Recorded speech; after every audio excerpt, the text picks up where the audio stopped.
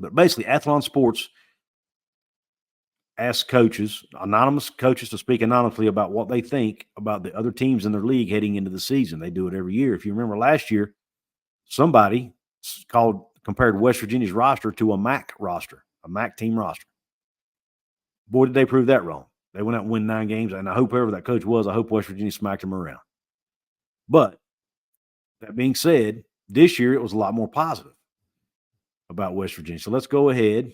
And this time I'm just going to do a straight-up screen share of the article. Last time I was copied and pasted. Didn't have time to do that this time. Kansas Jayhawks. The school locking down Lance is the biggest move of their entire offseason. We all remember they gave him an extension. He's going to be rumored for everything that opens, but they're aiming to win the league and go to the playoff. At that program, from where it started, that is nothing short of amazing. This coaching staff has created one of the greatest turnaround stories in college football. Replacing Andy with Jeff Grimes, Andy Kotelnicki, offensive coordinator, with Jeff Grimes, is more about how Grimes will acclimate to the KU system. And I think people are not talking about that enough. I don't think it's going to be as easy as everybody thinks for Jeff Grimes just to roll right in there and take that offense where Kotelnicki left off. I think Andy Kotelnicki is one of the best offensive minds in the game, and I think he's going to be missed. But let's keep going to see what the anonymous coach had to say here to close this out for Kansas. He says, Jalen Daniels is a proven talent at quarterback, and they have some great running backs. This is a season where they should be considered a Big 12 title contender. They have depth, experience, and talent.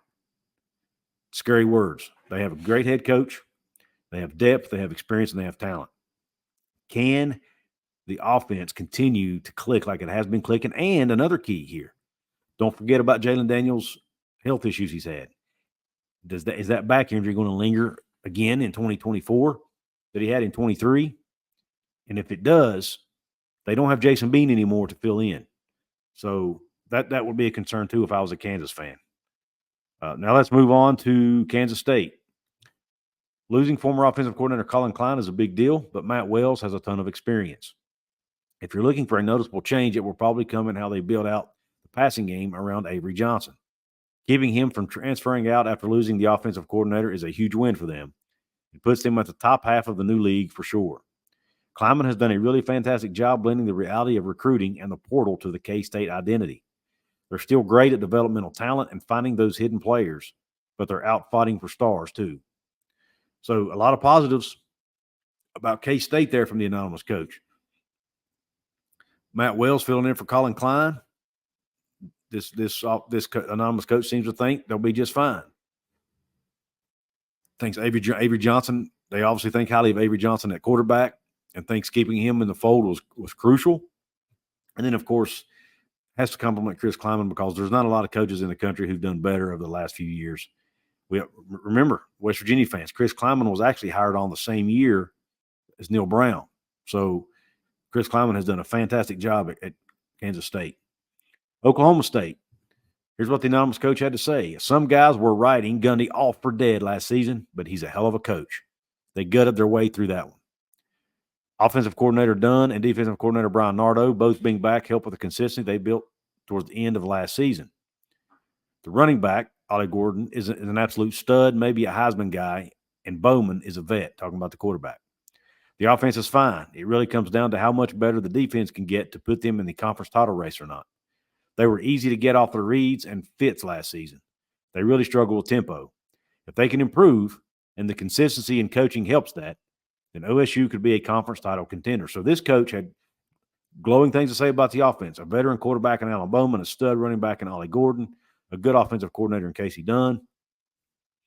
But they believe that Oklahoma State's defense could potentially be a problem here if they're not better than last year. And keep in mind, this is a team that played for the Big 12 title and still apparently had some defensive issues, according to this anonymous coach. Says they had trouble getting off their reads and their fits. And they struggled with the teams that ran tempo. So if they can get that fixed, and like this coach says, if you have consistency with coaching, it's a lot easier to do that, right? Because the guys will be used to the language, they'll be used to the system, and you have continuity there, and that matters. One thing I've noticed consistently through talking about all these teams is a lot of these teams are conference title contenders. Just like we've all been saying the whole offseason, this conference is going to be stacked with parity. All right, TCU's the next team on the list. Anonymous coach says about TCU, pretty big case of a title run hangover here last year. The truth about Sonny is that they weren't as good as the 22 team, and the program isn't as bad as the 23 season.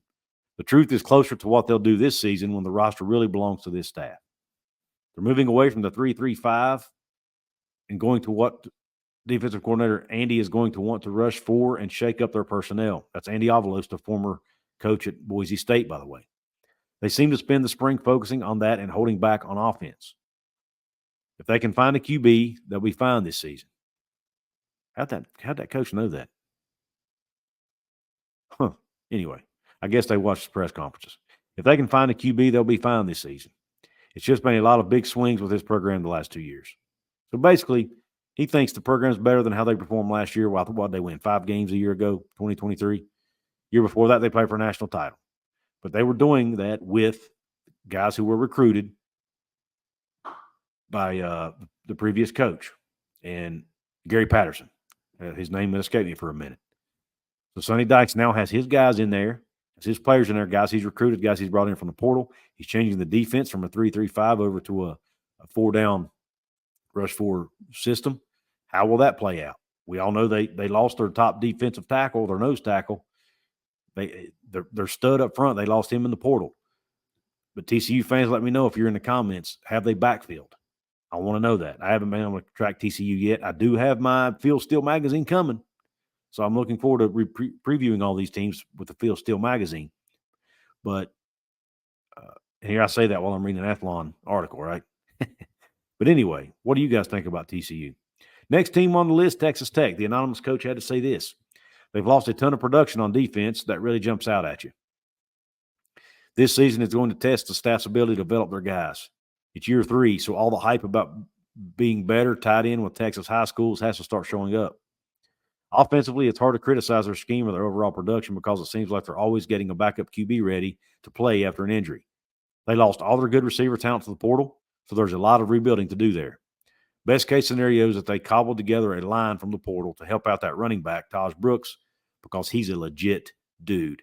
I would put Taj Brooks up there as arguably a top 3, maybe even top 2 back. I don't know, man. This league is loaded with running backs. That needs to be a whole video in itself. But Taj Brooks is easily at least top 5 back in the league, if not top 2 or 3 back in the league. And he is a legit stud, like this coach says. But this coach seems to think they're going to struggle on defense because of the guys they've lost, especially up front, and guys they've lost in the portal. So, and you know, at the receiver spot as well as up front on the D line. So it'll be interesting to see. Well, can they keep Tyler Shuck healthy this year?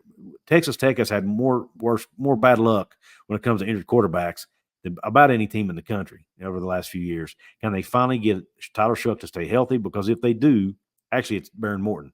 My fault. Can Baron Morton stay healthy? Because if he does, then I think this team has a legit chance to outscore some people. Even if their defense struggles, they might be able to outscore some people, especially if they can get their receiver production to contribute even half as much as what Taj Brooks is probably going to contribute. Now let's go to the UCF Knights. KJ Jefferson was a no-brainer QB transfer of the offseason. He's going to thrive in Gus Malzahn's system, and there won't be any adjustment needed from either side. New defensive coordinator Ted Roof is more of a buddy hire. He definitely lost his fastball at OU. Wow. But Malzahn has had a lot of success at UCF by keeping his guys locked in at all the key coaching positions. They're getting better and better in recruiting. Gus has given them what the administration built for a long time.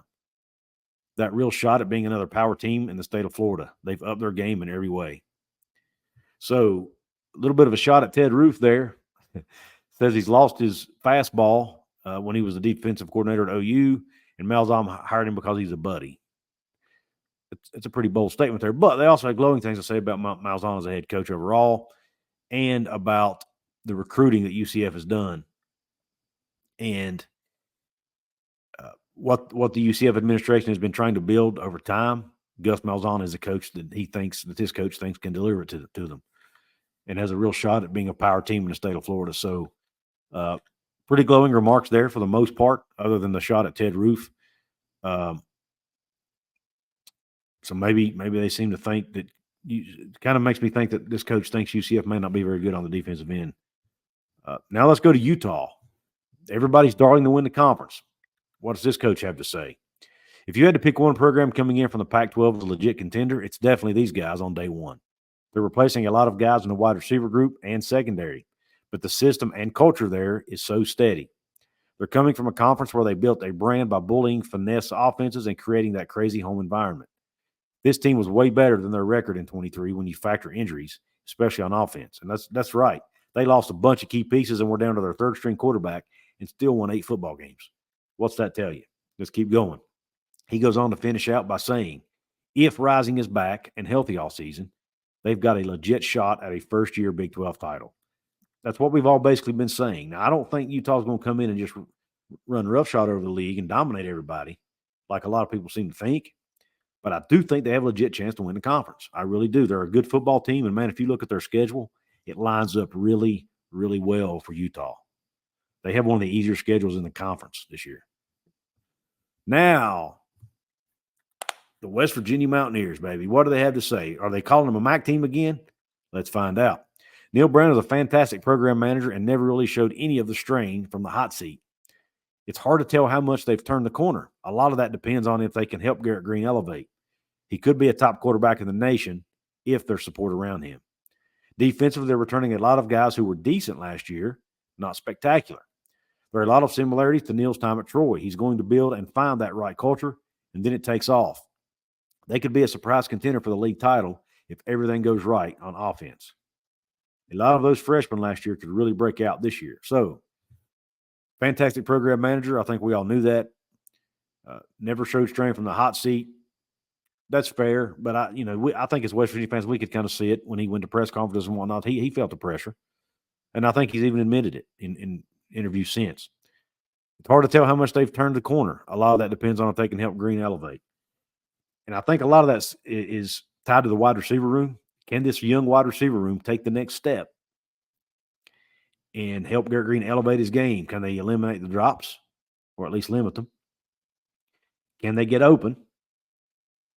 And then can Garrett Green improve his short and intermediate passing game? If they can do those things, and, of course, they keep him upright if the offensive line blocks well, which I think they can, then I think they have a monster year offensively. And this defense, this coach said they're returning a lot of guys who were decent, not spectacular. But I think there are some guys who have the potential to be spectacular in 24. I think Sean Martin's going to show what he's capable of this year. Sean Martin has the tools to be an early round draft pick. Neil Brown's talked about it multiple times. I think he's going to show it this year. I think he has something to prove. I think he's playing with a chip on his shoulder, and we're going to see the real Sean Martin come out in 2024. I think we're going to see Trey Lathan come out and play like a man possessed. He had to miss a lot of last year with his injury. He was having a great year.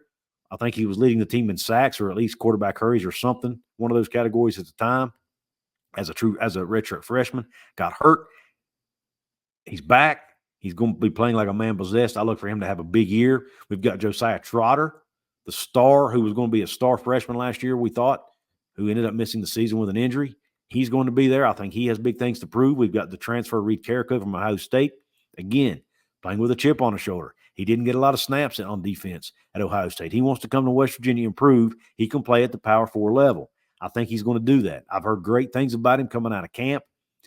I've heard that the system fits him to a T, and the Ohio State system did not.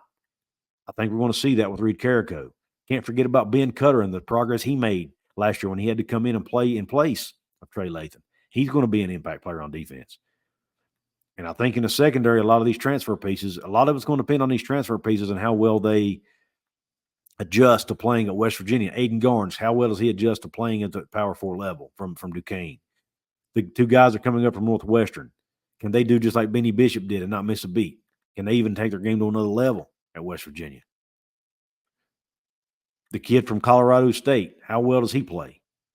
It'll be interesting to see. A lot of times it takes the guys from lower levels at least half a season, if not more, to adjust to the speed of the game. But they do have Aubrey Burks coming back. They have Anthony Wilson coming back at the safety spot. I think those two guys are going to play huge roles in this defense and really help those young guys come along. I expect this defense to be a top 50 defense at least, if not better. And I think that's all it's going to take for this West Virginia team to compete for a conference title because the offense is going to roll. All right, that's my diatribe. Now that was it.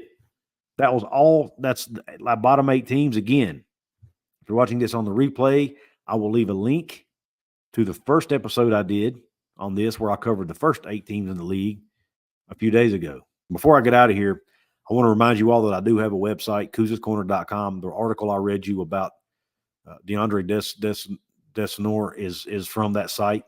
I was able to get it up earlier today. I have Shanna Rose over there, who's my lead writer, my editor over there. She does a great job. She's been covering the baseball team. She did a lot of coverage for the basketball team before that. With that being said, I hope you all have a top shelf night. If you're watching on the replay, a top shelf day. Thanks again to Dutch Miller Automotive for being the sponsor. Q Country Roads.